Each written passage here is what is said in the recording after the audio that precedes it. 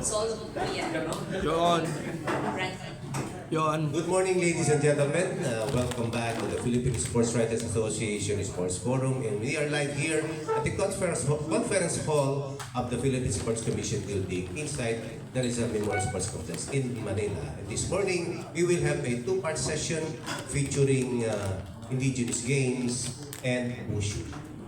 Yes, good morning partner Randy, good morning Philippine Sports Writers Association. We're so happy to have another session, and this is a two-part session. We can see some old friends, di ba? Parang it's a reunion here at the PSA Forum. So, second part natin, the World Wushu Championships to be hosted by the Philippines in 2027.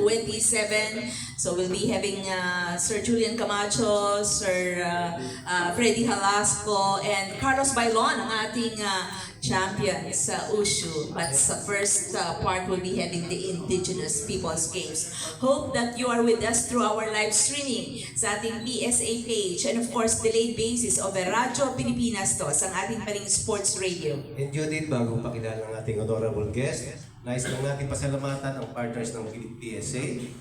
In behalf of PSA President Francis Ochoa, salamat po Philippine Sports Commission, Philippine Olympic Committee, Milo Philippines, Smart, PLDT, Samigan Corporation, at Milo Philippines, at Arena Plus. Yes, salamat. And this time, the Philippine Sports Commission program for the Indigenous Peoples Games resume, and we are having actually the second leg, supposedly the second leg, the Mindanao leg. So, ang in charge po of this project, we are so honored to have here with us Commissioner Fritz Gaston in this PSA Forum. Welcome back, Commissioner. Magandang araw po. Magandang araw, Ma'am Judith. Magandang araw, Randy, Sir Randy, tsaka ang ating mga kaibigan sa press. Good morning po sa inyong lahat. At ito ay kinagagala ko nga parati pagka ginigest ako dito ni Ma'am Judith, hindi ako maayaw kahit ang schedule ko medyo tight today, no? Sinabi niya sa aking kapon. Sabi ko, sige, oo.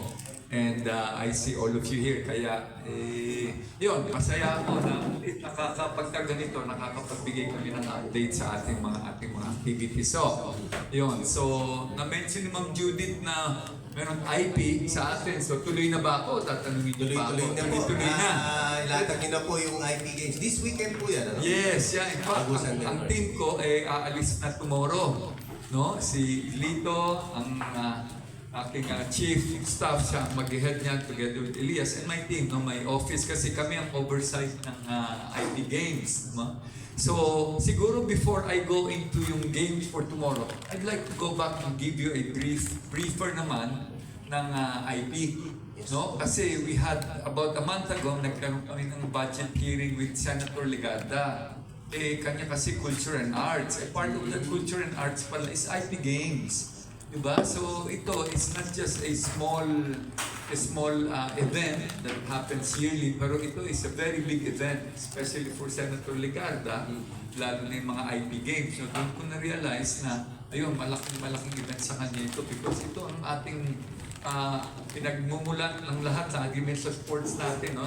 Judith, yung mga laro at kultura natin, yung mga pinanggagalingan natin ng mga games, no, na nilalaro. At ito ay dumaan na sa Congress at meron talagang budget dito yearly. Hindi ito yung isang activity lang na pagtapos ito, tapos na, wala na.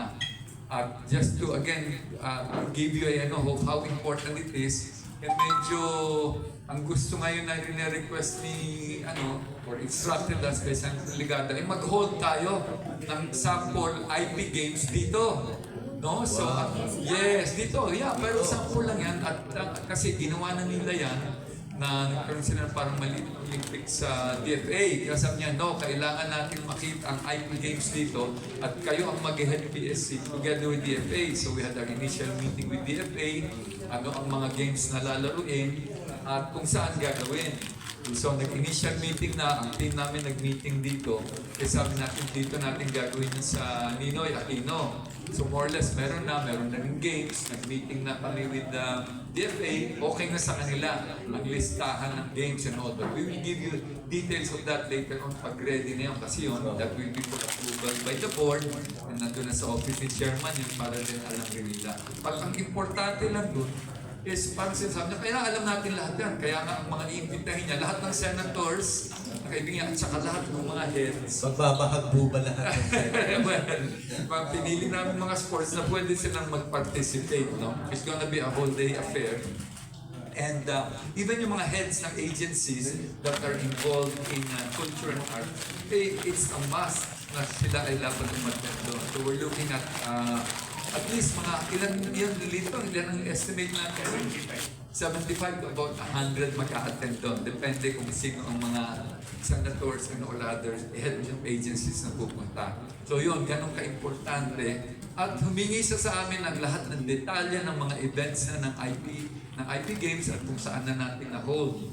So humihingi yung office niya, sabi niya, bigyan nyo kami because they would like to document it. No? So, again, so yun ang amin namang ano ng IP. Kaya with that, it has become more exciting for me na ang akala ko nung pagpasok ko dito, ikaw mag-oversight ng IP. Ano yung IP Games? Ganyan, you have a budget of 10 to 12 billion a year.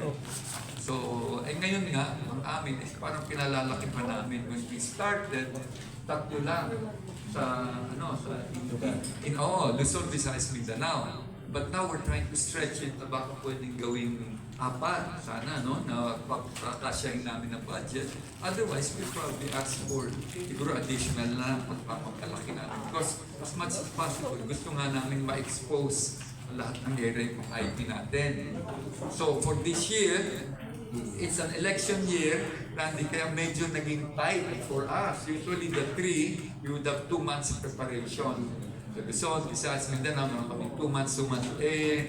We had to wait for after election for us to run it in May. Instead na dapat by May or April, meron na tayong isang leg. But this time we had to wait kung sino ang magiging bagong admin, lahat mga LGU, before we can even discuss with them. So, nung nalaman na namin, immediately, although we talked to already some, Ilocos Norte, umokay for Luzon, tapos sa Visayas, Iloilo, umokay, at sa Mindanao, sa Agusan. No? So they have okayed within this short period. Pero ang nangyari, ang mga preparation namin, talagang masikip, almost nag-overlap. In fact, ang Iloilo should have happened 2 weeks ago yan, Liz? Or last? Sa Bagyo lang. Nung bagyo. 2 weeks ago.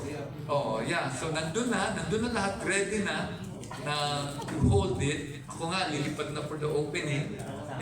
Dun yung kasalukuyang bagyo, bahang-baha nga yun. Ang joke nga dun They sent a photo that they were from the 7th floor. Si Lito, si ko nagpadala, baha na yung sa labas ng hotel At that time, sabi, huwag ka na magpunta dahil baka i-cancel natin. So they requested ang authority that would cancel it would be yung national disaster. Yun sila. So they asked, ano ba ang advice niyo? Sabi, no, we will to cancel that. We even wrote formally. Para talagang formal na then we can disseminate that to all mga LGUs. Kasi naman ang Iloilo, it was the entire province. So lahat all the way to Aklan and Kalibo, lahat ng may mga IP, dadalo dapat sa Iloilo City para doon gawin. So can you imagine the difficulty in terms of logistics, no? So yun, di namin na-hold, but going back to kwento, sabi nga, di ba kayo, okay ba kayo dyan? Sabi dito, I will worry pagka umabot na yung baha sa 6th floor. They were on the 7th floor So yun, di ba? Pag umabot na yung 6, medyo ano na yan. So, anyway, so yung Iloilo, na-postpone yung games doon, and right now, they're just trying to finalize kung pwedeng mahabol in November.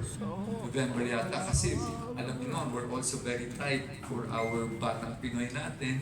And then meron tayong upcoming SEA Games, preparation natin, some other activities and events na meron natin. So, wala pa. Tentative pa yan. They will finalize with our mayor, Greñas, Raisa, Iloilo, kung kailan ang definite doon. Although ready na naman lahat yun, no? So, it will just affect our budget. Kasi nagpunta na yung good team. Tignan natin, nandun ha. Balikan lahat. Request ulit. Then, again, airfare ulit and all. So, yun ang ating Iloilo. Ngayon, sa Mindanao naman, set na tayo dyan. I was just there the other day to do last week to do my courtesy call and to meet si ating mahal na ating mayor doon, si Mayor Roble, si Lito Roble, doon sa municipality ng Buenavista, Agusan del Norte, na kung saan natin gagawin yung event doon, no? And which is very much supported by the provincial government of Agusan del Norte under Governor Maria Angelica Rosdel Amante. You know, the Amante family has been there, and so ayun, so we are very much supported by both region and LGU, and they are very upbeat and they're very excited about it, especially for them, and they find it a very, very huge event. Kaya gusto talaga nila malaki bongga ang preparation nila for that. In fact, just to show you how big the event is, every time we go and leave, nagpapadala ng konti namang padala ko para sa inyo. Pinadala lechon, isang buo. Tinanong ako nung pabalik. Sabi ako, meron ka bang luggage? Sabi ko, wala, hand carry lang. I just came to be, to greet you. Ganun. Sabi, kasi, pwede ka ba ng 20 kilos? Kaya naman ng 20 kilos. Pinadala buong lechon sa akin. So, that's how they are very appreciative of us holding the event there. Okay, so